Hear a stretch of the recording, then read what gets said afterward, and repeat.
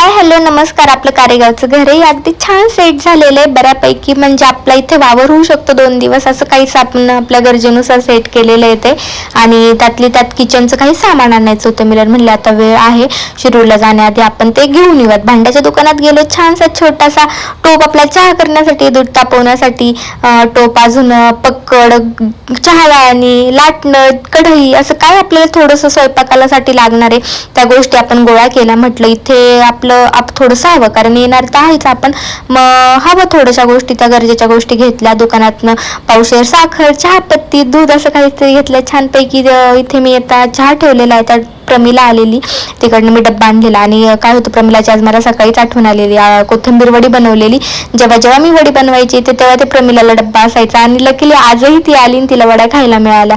घराला पडदेही लावलेले आहेत आणि सगळं काही इकडचं सेट झालेलं आहे. लाईटी वगैरे बंद केल्या, पुन्हा सगळं काही चेक केलं. मिलननी हे सगळं काही बंद करून टाकलं आणि फायनली या घराला लॉक लावून आता आपण चाललेलो आहे पुन्हा शिरूरला. जाताना थोडंसं वाईट वाटतं, कारण चेहरे पडतात. रुसाचं काही नाही, ते इकडेही हॅप्पी असते तिकडेही रमून जाते. तुम्ही दोन्हीकडचे ब्लॉग बघताय, पण इकडेही तिचे फ्रेंड्स आहेत, तिलाही थोडंसं वाईट वाटत असणार आहे, पण ती आता सांगणार कसं बोलून दाखवणार. पण इकडे आलो आणि इकडे आल्यानंतर आता पुन्हा इकडची कामं, दिवाबत्ती वगैरे, कारण इव्हिनिंगचा टायमिंग आहे. एकंदरीत आज मला छान वाटलं, कारण तिकडचं घरही सेट झालं. Bye bye.